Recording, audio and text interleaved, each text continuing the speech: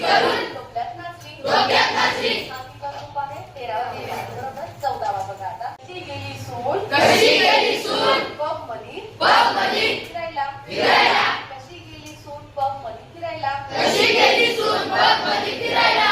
नाना पाटेकर ऐश्वर्या राय सब बिंदास ना पसंद ऐश्वर्या सबको पसंद